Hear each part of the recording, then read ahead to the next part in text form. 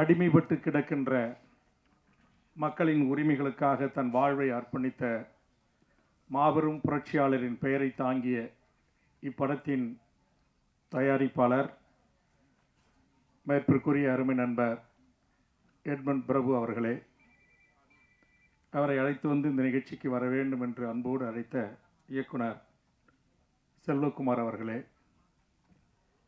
இந்த படத்தின் இயக்குனர் மிக இளம் வயதில் மிகச் சிறப்பாக தான் ஏற்றுக்கொண்ட கதாபாத்திரத்தை மிக சிறப்பாக மக்களுக்கு காட்சி ஊடகத்தினூடாக தந்திருக்கின்ற அலெக்ஸ் அவர்களே, இந்த பாடல் வெளியீட்டு விழாவை வெளியிட்டு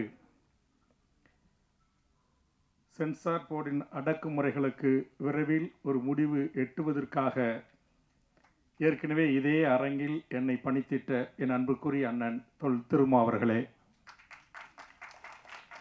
என் பெருமதிப்பிற்குரிய அண்ணன் முத்தரசன் அவர்களே, திரைத்துறையில் நான் ஒரு மாத காலம் அமெரிக்காவில் இருக்கிற தமிழ்ச்சங்கங்களின் அழைப்பை ஏற்று அங்கு பயணித்த போது தமிழ்நாட்டின் பல்வேறு வாழ்வுரிமை சிக்கல்களை குறித்து பேசிய போதும் திரைத்துறையை சார்ந்த அமர்வில் அங்கு நம்முடைய தமிழர்கள் எழுப்பிய கேள்விகளில் நான் மிக நெஞ்சுரத்தோடு நெஞ்ச நிமிர்த்தி திரைத்துறையிலும் தமிழுக்கும் தமிழ்நாட்டுக்கும் பிரச்சனை வந்தால் குரல் கொடுக்கின்ற உண்மையான ஒரு புரட்சி தமிழன் சத்யராஜ் என்று அந்த அரங்குகளில் பதிலளித்தேன். சேக்குவராக பாத்திரத்தை ஏற்று மிகச்சிறப்பாக நடித்து இந்த படம் ஒரு வெற்றி படமாக அமைவதற்கு இந்த இயக்குனருக்கும் தயாரிப்பாளருக்கும் தன்னுடைய வாய்ப்பை தந்த அண்ணன் சத்யராஜ் அவர்களுக்கும்,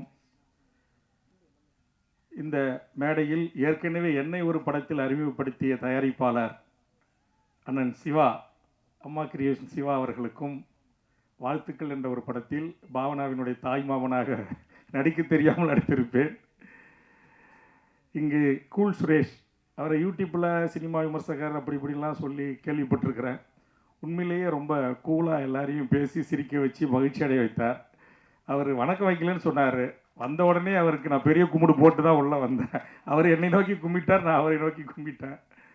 கூல் சுரேஷ் அவர்களுக்கும் சிறந்த நடிகர் ரவி மரியான் அவர்களுக்கும், எங்கள் அண்ணாச்சி சன் டிவி இன்னைக்கு வளர்ந்து உலகத்தின் பல முனைகளில் இருக்கிற அன்றைய குழந்தை நட்சத்திரங்களுக்கெல்லாம் ஒரு மிக பிடித்தமான குடும்ப தலைவிகளுக்கு குடும்பத்தாருக்கு பிடித்தமான ஒரு அற்புதமான கலைஞன் நம்முடைய இமான் அண்ணாச்சி அவர்களுக்கும், என்னுடைய சகோதரர் KMS பாலமுருகன் அவர்களுக்கும், எங்கள் அண்ணன் கரிகோல்ராஜ் உள்ளிட்ட மிகப்பெரிய ஆளுமைகள், பின்வரிசையில் எண்ணற்ற இந்த திரைப்படம் வெற்றி பெறுவதற்காக உழைத்திட்ட பல துறை வல்லுநர்கள், எனதருமை பத்திரிகை ஊடக நண்பர்கள், யூடியூப் நண்பர்கள், பல்வேறு மிகச்சிறந்த ஆளுமைகளாக வருகிறது அமர்ந்திருக்கின்ற அனைத்து உறவுகளுக்கும், என்னோடு வருகிறதற்கின்ற அருமை சகோதரர் வேணுகோபால் உள்ளிட்ட என் தோழமை உறவுகளுக்கும் என் நெஞ்ச நிறைந்த நன்றி இந்த நேரத்தில் நான் தெரிவித்துக் கொள்கிறேன்.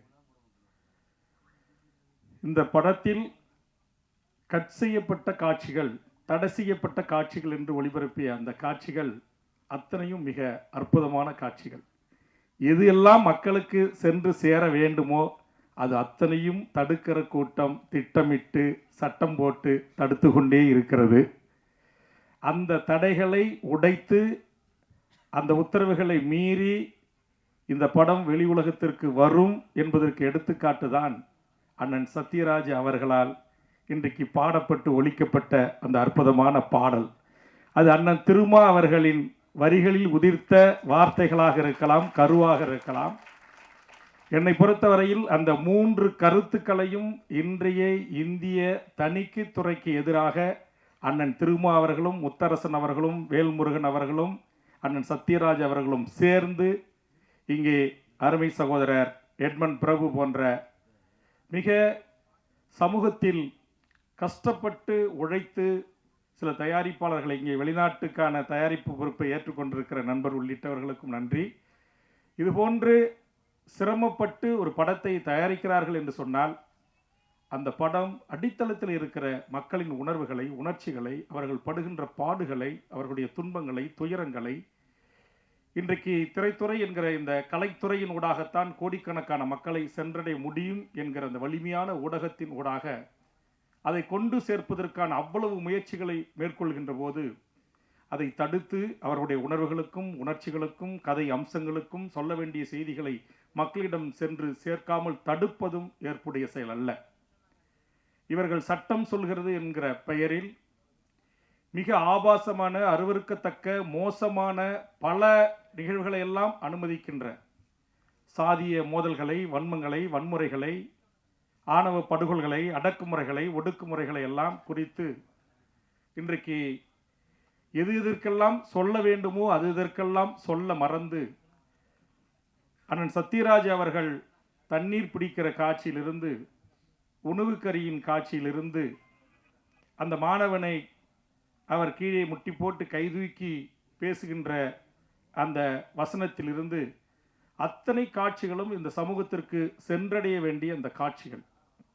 நான் கேட்கிறேன், அக்கரகாரம் என்பது ஒரு குறிப்பிட்ட சமூக மக்கள் வாழ்வதற்கான இடம் என்று அவர்கள் நினைத்து கொண்டு அதை தடை செய்திருக்கலாம்.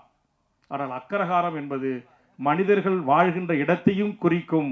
ஆக அந்த மனிதர்கள் யாராக இருந்தாலும் அவர்கள் செய்கின்ற அந்த தன் சார்ந்த சாதி ஆதிக்கத்தின் வெளிப்பாடை உணர்த்துகிற மிக அற்புதமான வசனங்கள். கடைசியாக அந்த குழந்தை அழுகின்ற அந்த காட்சியில் அந்த ஒளிப்பதிவாளர் மிகச்சிறப்பாக அதை கையாண்டிருக்கிறார்கள். இதிலே இது போன்ற ஒரு குறைந்த நிதியை கொண்டு படத்தை தயாரிக்கின்ற போது ஒவ்வொரு துறை சார்ந்த ஒளிப்பதிவாளரிலிருந்து, இசையமைப்பாளரிலிருந்து, ஒவ்வொரு துறை சார்ந்த நடிகர்களும் தங்களுக்கு ஏற்பளிக்கப்பட்ட அந்த கதையின் பாத்திரத்தை மிகச்சிறப்பாகவே செய்திருப்பதாக நான் அறிகிறேன். தயாரிப்பாளர் அவர்கள் தடை செய்யப்பட்ட வெட்டி 42 கட்குழுத்து தூக்கப்பட்ட காட்சிகளின் சில பகுதிகளை எனக்கும் காண்பித்தார்கள். உண்மையிலேயே அது வேதனையாக இருக்கிறது. தொடர்ச்சியாக இதுபோல் விளிம்பு நிலையில் இருக்கிற ஒடுக்கப்பட்ட, பிற்படுத்தப்பட்ட, தாழ்த்தப்பட்ட நமது சிறுபான்மை மக்கள் தங்கள் உணர்வுகளை வெளிப்படுத்துவதற்காக இந்த காட்சியை இது போன்ற திரைத்துறையின் ஊராக பயன்படுத்துகின்ற போது அது மக்களிடத்தில் சென்று சேர்ந்துவிடும். மக்களிடத்தில் மிகப்பெரிய ஒரு விழிப்புணர்ச்சி ஏற்படும், ஒரு சமூக புரட்சி ஏற்படும் என்பதற்காகத்தான் இன்றைக்கு அதை அவர்கள் திட்டம் போட்டு வெட்டி தூக்கியிருக்கிறார்கள்.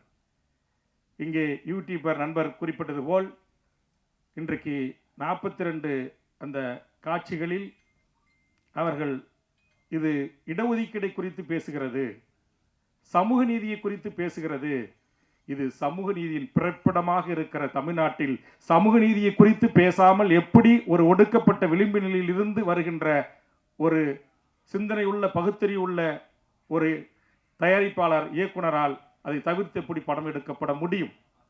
இன்றைக்கு நீட்டில் இருந்து, நெட்டில் இருந்து எல்லா தேர்வுகளுக்கும் தமிழ் சமூகத்தின் இளையோரை, முதல் தலைமுறை கல்வி கற்கின்ற இளைய தலைமுறையை, அந்த கல்வியை பறிக்கின்ற ஒரு மோசமான ஒரு சூழல் இன்றைக்கு நிலவுகிறது. அதுபோன்று புத்தகங்களை பறித்து அவர்கள் குறித்த வசனமாக இருக்கலாம். இன்றைக்கு சென்னை ஐஐடி, ஏஎம் போன்ற உயர்கல்வி நிறுவனங்களில் இந்த பெரும்பான்மை ஒரு இடத்திலே அவர்கள் சொல்வார்கள் 3% 97% குறித்த வசனங்கள். ஆம், இன்றைக்கும் 97% மக்களுக்கு கிடைக்க வேண்டிய நியாயமான கல்வி உரிமை, வேலைவாய்ப்பு உரிமை பறிக்கப்பட்டு 3% அந்த இடங்களை கைப்பற்றிக் கொள்ளுகிறார்கள்.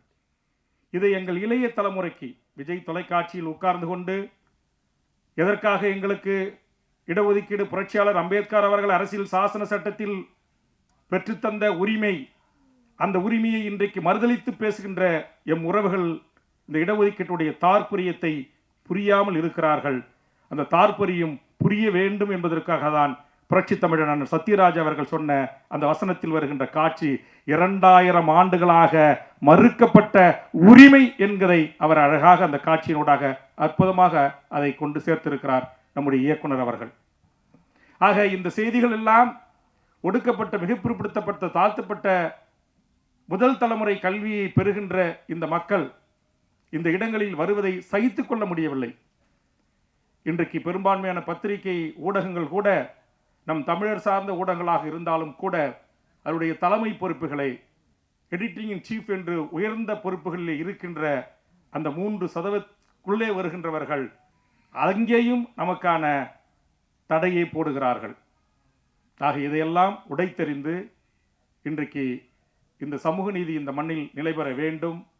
இந்த சமூக நீதி மண்ணாக தமிழகம் இருக்கிறது என்று சொன்னால் தந்தை பெரியார், பேரறிஞர் அண்ணா, கலைஞர் என்கிற மகத்தான நம்முடைய முன்னோர்கள், நம்முடைய முன்னத்தி ஏறுகள் இந்த மண்ணில் செய்திட்ட தியாகங்கள், அதையெல்லாம் நினைவு கூர்ந்து நாளைய தலைமுறைக்கு இது போன்ற மிகப்பெரிய ஒரு காட்சி ஊடகத்தின் ஊடாக, அதுவும் திரைத்துறையின் ஊடாக இந்த செய்திகளை எடுத்துச் செல்கின்ற இது போன்ற படங்களை இன்றைக்கு சென்சார் போர்ட் ஏன் அனுமதிக்க மறுக்கிறார்கள்? அங்கு நமக்கான குரல்கள் இல்லையா, நமக்காக பேசுவதற்கு இல்லையா என்கிற அந்த நிலையை அந்த ஒட்டுமொத்த சென்சார் போர்டில் இருக்கிற உறுப்பினர்களின் ஒரு பக்கம் நிறுத்தி இந்த நியாயத்தை, இவர்களுக்கு இழைக்கப்பட்டிருக்கிற அநீதியை நாளை இந்திய நாடாளுமன்றத்தில் என் அண்ணன் திருமா அவர்கள் ஓங்கி ஒலிப்பார். இந்த நான் அமெரிக்காவிலிருந்து வருகை தந்த உடனேயே டெல்லி நாடாளுமன்றத்தில் அண்ணன் திருமா, கனிமொழி போன்ற, திருச்சி சிவா போன்ற மிகச்சிறந்த நம்முடைய தமிழ்நாட்டின் நாடாளுமன்ற உறுப்பினர்களின் உரையை கேட்டேன்.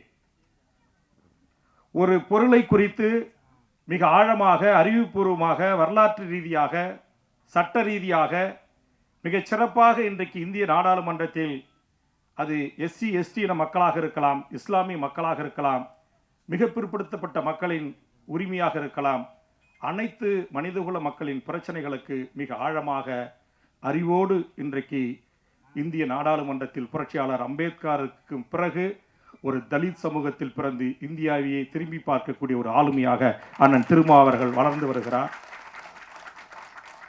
ஆக அவரும் நானும், அண்ணன் முத்தரசன் போன்றவர்களும், அண்ணன் சத்யராஜ் போன்றவர்களும் சேர்ந்து இங்கே வீட்டிலிருக்கிற அண்ணன் இமான் அண்ணாச்சியில் தொடங்கி கூல் சுரேஷ் வரையில் திரைத்துறையில் இந்த ஆதிக்கத்திற்கு எதிராக, இந்த அநீதிக்கு எதிராக போராடுகின்ற தமிழ் சமூகத்தின் உறவுகளை கைகோர்த்து விரைவில் இந்த ஆதிக்க கொட்டமடிக்கின்ற, ஆதிக்க திமிரோடு நடந்து கொள்ளுகிற தமிழ் சமூகத்தின் அடிப்படை உரிமைகளுக்காக, தேவைகளுக்காக திரைத்துறையிலும் காட்சி அமைக்கின்ற இது போன்ற தயாரிப்பாளர்கள் கஷ்டப்பட்டு தயாரிக்கின்ற படங்களில் அரை மணி நேரம் 42 கட்டு 72 கட்டு என்கிற அளவில் இந்த முழுமையான சொல்ல வேண்டிய செய்தியை எமது தமிழக மக்களுக்கு எடுத்து செல்ல மறுக்கின்ற அந்த சென்சார் போர்டு என்கிற அந்த ஆதிக்க கோட்டை விரைவில் உடைத்தெறிவதற்கு, கோட்டை உடைத்தெறிவதற்கு என்று தான் சொன்னேன். நான் டோல் கேட்டை உடைத்தெறிந்தது போல் என்று நான் சொல்லவில்லை. ஒரு ஜனநாயக ரீதியான, அது என்னுடைய பாணி போராட்டம் என்பது உங்களுக்கு தெரியும். நான் திரைத்துறையை ஆதரித்தாலும் உறுதியாக ஆதரிப்பேன், எதிர்த்தாலும் கத்தி படத்தில் சத்தியம் திரையரங்குக்கு என்ன நேர்பட்டது என்பதை பலர் அறிவார்கள். ஆக என்னை பொறுத்தவரையில் ஒரு பிரச்சனையில் என்னை ஒருமுகப்படுத்தி கொண்டு அவர்களுக்காக குரல் கொடுக்க போராட தொடங்கினால் அந்த போராட்டம் வெற்றி பெறும். அது மக்களை அணிதிரட்டி நடத்துகிற போராட்டம். ஆனால் சட்ட ரீதியாக நாடாளுமன்றத்தின் ஊடாக, இதற்கான துறையின் அமைச்சரின் ஊடாக இதை வலியுறுத்தி இது போன்ற தயாரிப்பாளர்கள், இயக்குனருடைய அந்த படங்களில் அவர்கள் சொல்ல வந்த கருத்துக்களை, சொல்ல வந்த செய்திகளை முழுவதுமாக இன்றைக்கு மக்களிடம் கொண்டு சேர்ப்பதற்கான வாய்ப்பை அண்ணன் திருமா அவர்களும், அண்ணன் முத்தரசன் தலைமையில் இருக்கிற இந்திய கம்யூனிஸ்டுடைய நாடாளுமன்ற உறுப்பினர்களும், இன்னும் இந்த தமிழ்துறையில் இன்றைக்கு அண்ணன் சிவா அவர்கள் பேசுகின்ற போது சொன்னார்கள், இன்னைக்கு சினிமா குறைந்து கொண்டே வருகிறது பொதுமக்கள் திரையரங்கில் பார்ப்பது என்று. எல்லாம் யூடியூப்பு, வாட்ஸ்அப்பு, அப்புறம் ஏதோ வந்துடுது, அதனால் மக்கள் திரையரங்குக்கு வரவில்லை என்ற அந்த ஆதங்கம் நாங்கள் அறிவோம்.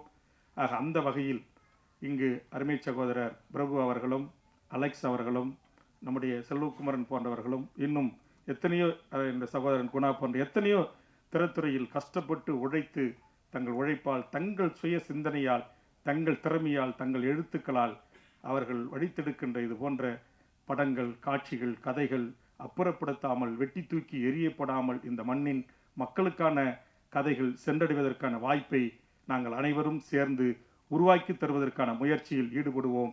அதற்காக விரைவில் செப்டம்பர் புரட்சியாளர்களின் தினம், அந்த செப்டம்பர் தந்தை பெரியாரின் தினம், இந்த செப்டம்பர் திங்களில் கண்டிப்பாக இந்த ஒன்றிய பாசிச பாரதிய ஜனதா அரசின் துணையோடு இன்றைக்கு சென்சார் போர்டில் அமர்ந்து கொண்டு கொட்டமடிக்கிறவர்கள், பொண்டாட்டிக்கிட்ட கோபம் இருந்துச்சுன்னா இரவு போய் திரும்பவும் பொண்டாட்டிக்கிட்ட காட்டு. அதை விட்டுட்டு பாவம் கஷ்டப்பட்டு இங்கே படம் எடுக்கிற தயாரிப்பாளர்களுடைய அறிவு சிந்தனையில் கை வைக்கக்கூடாது என்கிற கருத்தை வலியுறுத்தி ஒரு ஜனநாயக போராட்டத்தை நானே தமிழக வாழ்வுரிமை கட்சியின் சார்பாகவும் தமிழ் சமூகத்தின் உரிமைகளுக்காக 150க்கும் மேற்பட்ட அரசியல் கட்சிகள், அமைப்புகள், இயக்கங்கள், தமிழ் தேசிய பெரியாரிய இயக்கங்களை ஒருங்கிணைத்து தொடர்ச்சியாக தமிழ் சமூகத்தின் உரிமைகளுக்கு போராடுகிற அந்த போராட்ட களம் விரைவில் சென்சார் போர்டுக்கு எதிராக அமையும் என்பதை இந்த நேரத்திலே தெரிவித்து, இந்த நல்வாய்ப்பு வழங்கிய அத்தனை நல்ல உள்ளங்களுக்கும் நெஞ்சார்ந்த நன்றியை கூறி 2 மணிக்கு வேறொரு நிகழ்ச்சிக்காக விழுப்புரம் செல்ல வேண்டும் என்கிற காரணத்தினால் அண்ணன் திருமா முத்தரசன், அண்ணன் சத்யராஜ் அவர்களிடத்திலேயே நான் அனுமதி பெற்று விடைபெறுகிறேன். இந்த இனிய வாய்ப்புக்கு நன்றி, வணக்கம்.